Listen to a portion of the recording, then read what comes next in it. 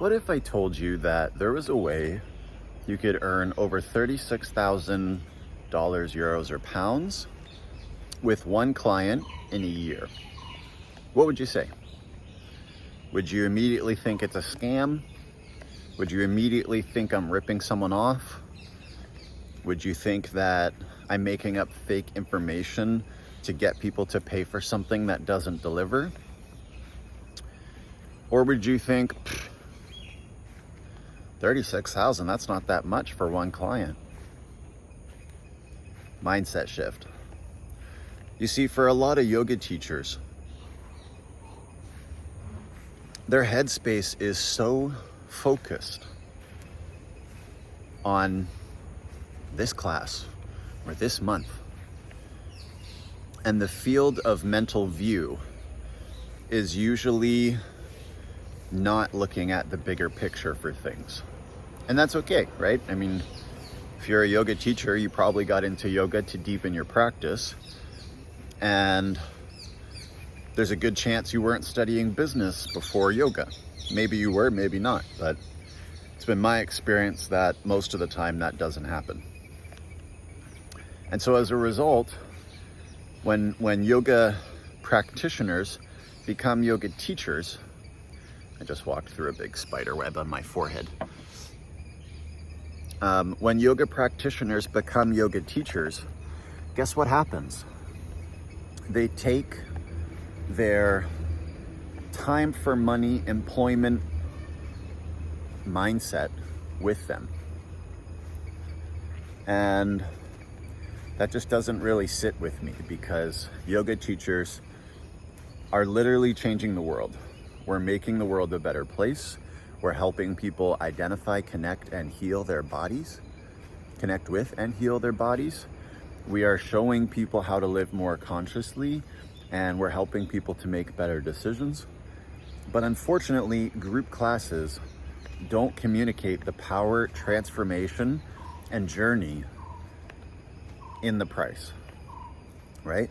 Because the only thing people see are how many group classes is there a month at this studio or online, and how much is it compared to the other one. Not the space you want to be competing in. And personally, I'm going to go on a little side rant here, but I'm going to try and keep it quick.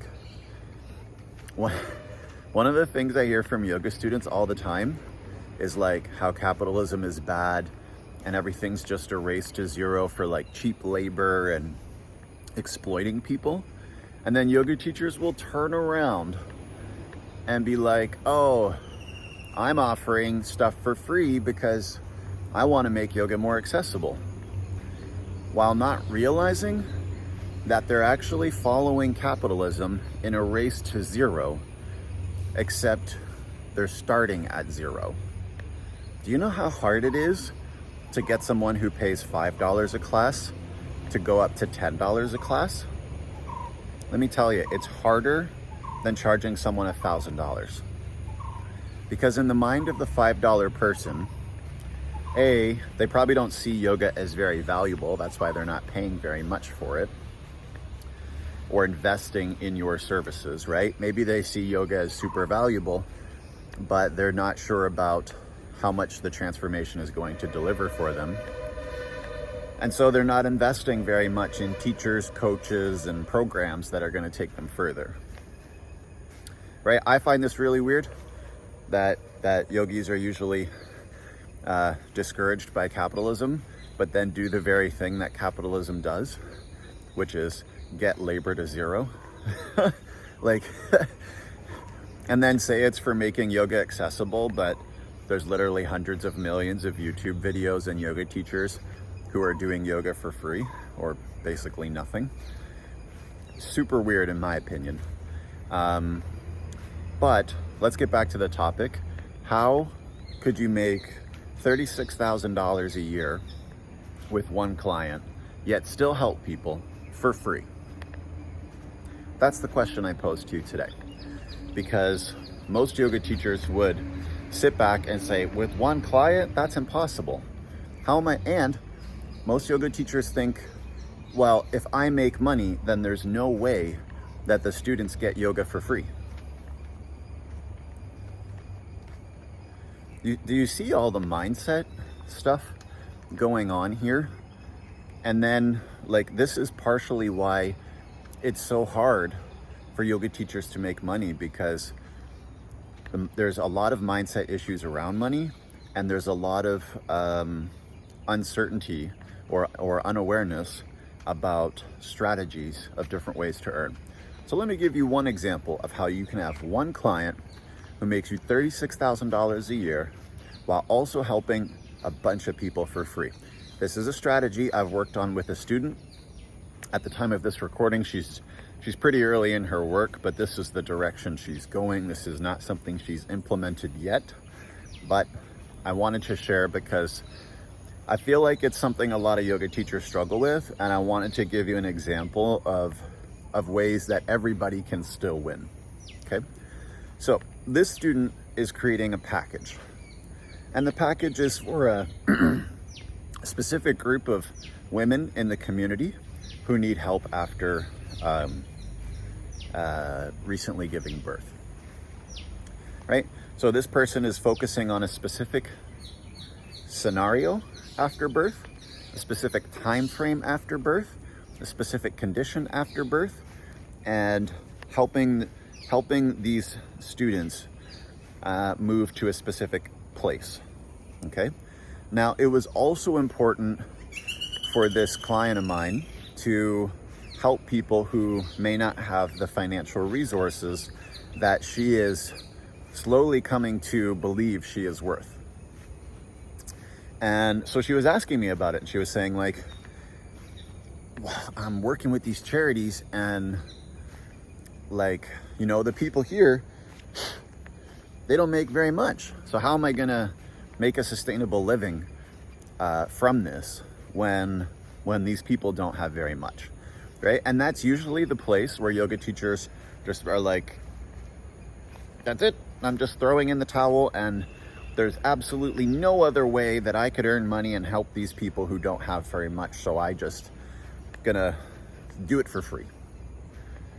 Usually the teacher deep down doesn't want to do it for free. They're just so uncertain about what to charge, and they feel guilty that they're ripping off their clients or prospects. And even deeper, they're worried about what people are gonna think. There's that lovely train. They're worried about what people are gonna think if they charge a livable, it doesn't even have to be livable, right? I don't even like that term. If they charge what they're worth. Sorry, I ain't trying to just be livable. You know, what? So how did she do it? Well, I said, look, does that charity get funding from the government? She goes, yeah. I said, does that charity have to publicly disclose the money that they get and how they use it? She says, yeah. And I said, so what if you made a big switch? Of course, the train's coming right now. There it is, the Sri Lanka train.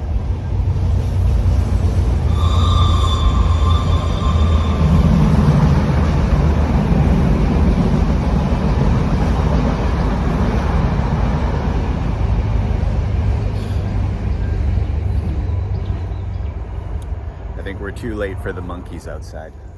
Usually they're outside a little bit earlier. So she says, yeah, they'd have to disclose like where they spend the money and stuff.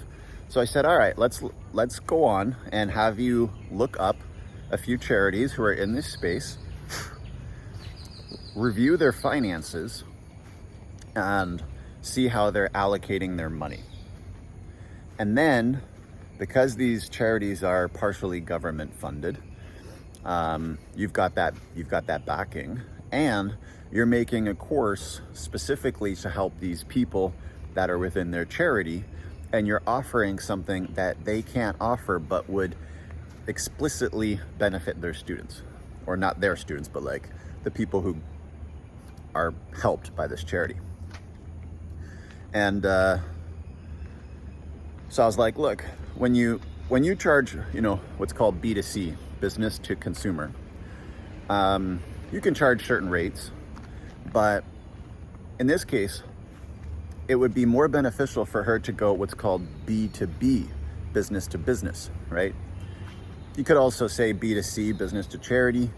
That's not really, I don't know if that's specifically an area. Usually it's business to consumer, business to business, business to government.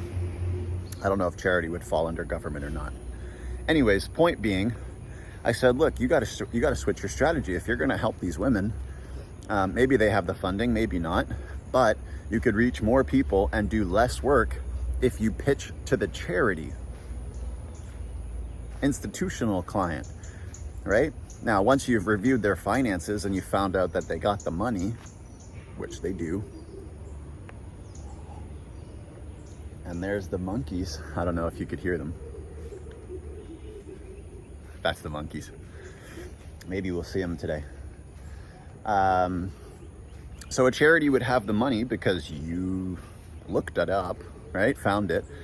And then you could make a meeting with someone at the charity, find out who would be someone to get in touch with for that, and then offer your course and say, look, you know, you guys are able to do this work and do that work, but you know, I'm coming in here with something completely unique, and what I'm offering is unlimited access to my course material for everyone in your charity who is either a registered charity member or a certain level of member or something like that, right? And then you offer unlimited access to all the course material to all the members of the charity who fit a criteria or a certain level. And then you say, you know, I'm going to offer some support. Part of this student, she's actually physically near some of these. I don't know how, but I keep walking through all these spider webs. She's actually physically near one or two of these charities. So I said, look, you could do some in-person work as part of a package, but you got to charge more for that because you need to cover transportation and time and all that stuff, right? So I said, look, what you do is you offer this package to the charity. You include some like live calls, because there's quite a bit of social media presence for these charities. And for now, if you want to do some in-person stuff, you can do that too. And she's like, yeah, cool. How much do I charge? You know, like, and how do I set it? And I said, well, look, you're going to be helping everyone in the charity on an ongoing basis. And the good news for you is that women are always getting pregnant and having babies. So that means that there's going to be people coming in. And you're going to be offering ongoing support. Ongoing. Maybe it's once a week, maybe it's once every 2 weeks, whatever it is. So you charge a subscription to the charity. And they give access to your course and your support to everyone who's a member of their charity. And you do like $3,000 for a charity to pay for something like this that gets them a commercial license to all the members that they have is totally doable. That's a thing, right? So now let's take a look at this. What do you have? Well, my student has the possibility of bringing on an institutional client where she could earn at the ultra bare minimum $1,000 a month on subscription, but more like 3 to 5. So the charity pays the money. My student gets paid well. It's on subscription. All the members of the charity get to do the course for free. There you go. Help people for free and get paid well. Have one client, consistent passive income. And I told her, look, you make an agreement with the charity that they need to commit to this for the year, right?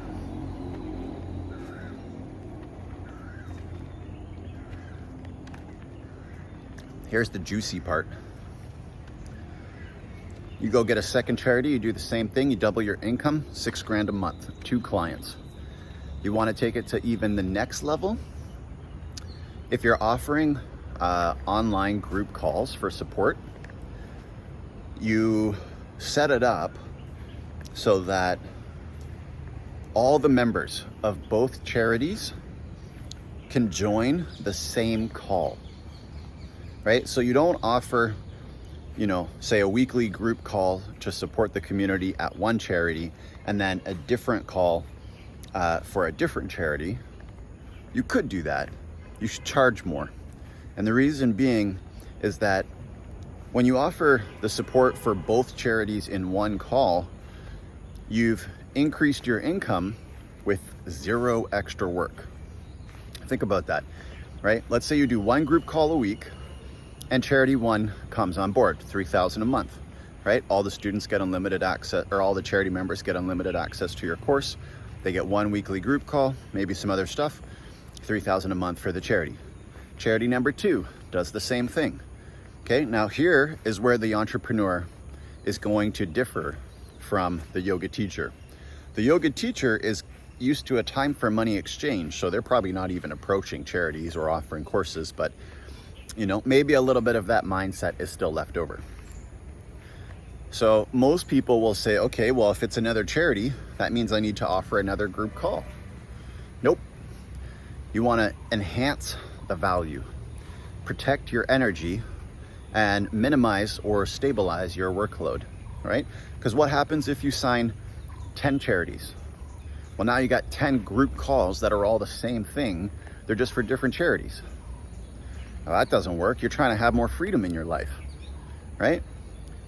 So what do? Well, especially when you're first starting out, you got 1, 2 charities, you put them together. That way, you've just doubled your income without increasing the number of group calls you have to deliver, right? I don't know. I mean, let me know in the comments. Does that sound crazy to you? Would you rather offer an extra group call for every charity who signed up if you were in this position? Or would you rather combine them into one until it gets so big that you just need to hire someone else to come on and handle maybe 1 or 2 more group calls? I mean, personally, I'd rather double my income and keep the amount of group calls I need to do per week the exact same. That's just me.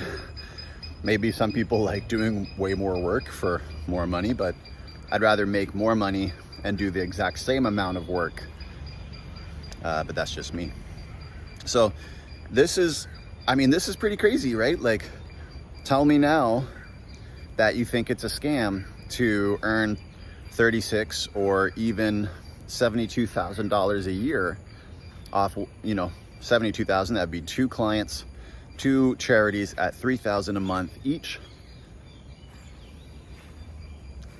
I mean, it's pretty simple from there. Bring on your 3rd client, you're pushing 100K. What yoga teacher teaching group classes is doing 100K from a regular weekly group call? Yeah, I'll wait. None of them. Not very many. Maybe Boho Beautiful or Yoga with Adrian, if they post a few videos, they might do 100 grand on a video.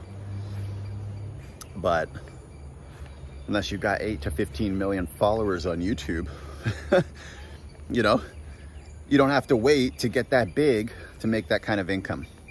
So I want to leave it here. If you'd like to learn how you can move into that kind of mindset so that you can grow, earn a really good income without increasing your workload, take on some advanced strategies like this, build an online yoga business, get help along the way, and join a community of other people who are on the same path, click the link in the description.